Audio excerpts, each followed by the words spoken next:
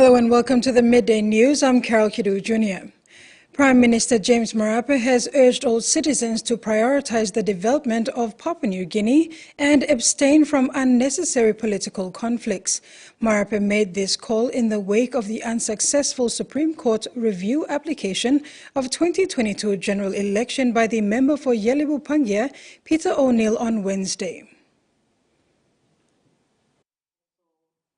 While acknowledging O'Neill's exercise of his constitutional right for legal resource, Prime Minister James Marape said it is equally important for the country to move past this matter and channel efforts towards key governmental focal points, such as small and medium enterprises and other critical sectors contributing to our nation's advancement.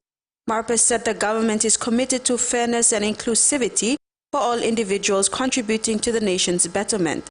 He is urging every citizen to rise above political divides and unite, working hand in hand as one people to facilitate Papua New Guinea's development.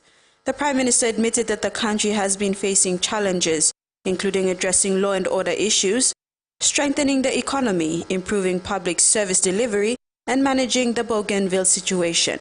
However, Marape emphasized his administration's dedication to tackling these challenges promptly. Jasmine Irojak, TVWan News. The Indian government has approved immediate relief supply worth $1 million for victims of the Mount Ulawun eruption in West New Britain province. Governor of West New Britain province Sindran Muthuvel thanked Prime Minister James Marape for seeking relief assistance from the government of India to help the displaced people of West New Britain. Muthuvel said despite the busy schedule and preparation for the national general elections next year, Indian Prime Minister Shri Narendra Modi was quick to respond to the plight of the displaced people. He said people are suffering without proper shelter, water, food and medicines and is concerned that no major relief supplies have been delivered so far. He said they are doing all they can to supply food items and procure basic medicines to the care centres.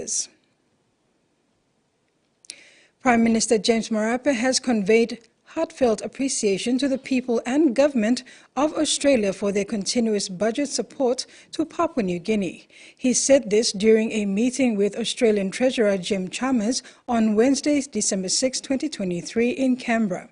Prime Minister James Marape, who is in Australia for bilateral meetings, has acknowledged the Australians' contributions to fostering good governance, economic resilience and law and order in Papua New Guinea.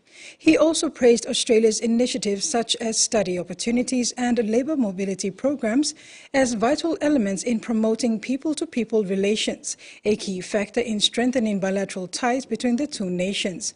Marape has also informed the Australian Treasurer Jim Chalmers about the challenges posed by the depreciating value of the kina against the US dollar. Marape further advised Treasurer Chalmers that any future requests for budget support or loans will be directly communicated by PNG Treasurer Ian Link-Stuckey. In commemoration of the International Anti-Corruption Day, the Independent Commission Against Corruption, or ICAC, hosted a series of events. Although ICAC is in its startup phase, the observance of Anti-Corruption Day is crucial for Papua New Guinea. ICAC Commissioner Andrew Forbes shared that ICAC is hosting a series of events leading up to the International Day on the 9th of December this year. These include a talkback show on FM 100 on the roles and functions of ICAC, a workshop with journalists on the impacts journalists can have on corruption, and a workshop for middle and senior public officials on building and maintaining integrity in the public service, which occurred yesterday. One of the main elements or key factors coming out of today is that we are very much going to work across many agencies, the private and public sector, and support the public service, turn things around and maintain and make sure it is a public service that serves the public and keeps the public very much first and foremost. For the journalism workshop, ICAC provided an informal discussion about its roles and functions and how journalists can play a role in exposing corruption and seeking change. Forbes said one key element is that ICAC will support public officials build and maintain the integrity of the public service. People must trust the public service to carry out their duties capably and competently without fear or favour. Trust and confidence are crucial to the proper delivery of government services. Jasmine Jack, TVWan News. Australia and the Western Highlands Provincial Government are collaborating on a transformative water security project in Papua New Guinea's rural markets. This initiative, part of the PNG Australia partnership, focuses on enhancing clean water access and governance systems in 3 pilot provinces from 2023 to 2025. The Western Highlands leads the way, with East Sepik and Marae to follow. Notably, the project's meticulous approach involves local stakeholders, prioritizing markets as vital community hubs. The Western Highlands Provincial Government's 1 million kina co-contribution underscores their commitment, officially marked by Governor Wairapa on December 6, 2023. The project, with Australia investing up to 15 million kina, aims to construct water facilities providing a safe and quality water supply to markets and surrounding communities. As the flagship province, the Western Highlands sets the precedent, and the project is set to commence in East Sepik and Marae provinces in early 2024, marking a significant stride in subnational water security collaboration. Bukbilang Pikinini celebrated the graduation of 38 children at the CPL-sponsored Library Learning Centre in Tatana, featuring the newly crowned Miss Bird of Paradise, Tyler Singirok. Singirok emphasized the power of education and inclusivity, sharing her personal connection to her hearing-impaired brother. Special awards were presented and CPL arranged gifts for outstanding students. The event concluded with a joyous library tour, and all children received CPL gift bags and food, fostering a spirit of achievement and community support. Israel's widening air and ground offensive in southern Gaza has displaced tens of thousands more Palestinians. This has worsened the territory's dire humanitarian conditions, with the fighting preventing distribution of food, water and medicine outside a sliver of southern Gaza, and new military evacuation orders squeezing people into ever smaller areas of the south.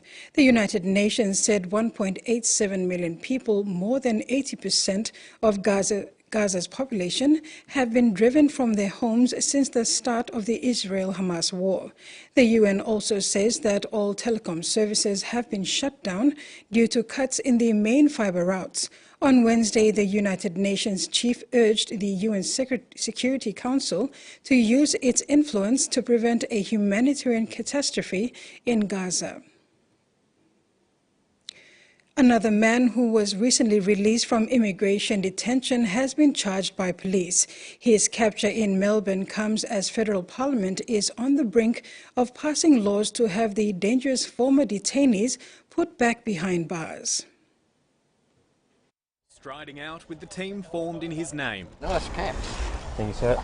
As they take the field against Pakistan. We should be used to a bit of heat. It's winter in Pakistan. Do not interrupt. His other starting lineup boiling over. I will not be apologising for acting in accordance with a High Court decision. Your question is an absurd one.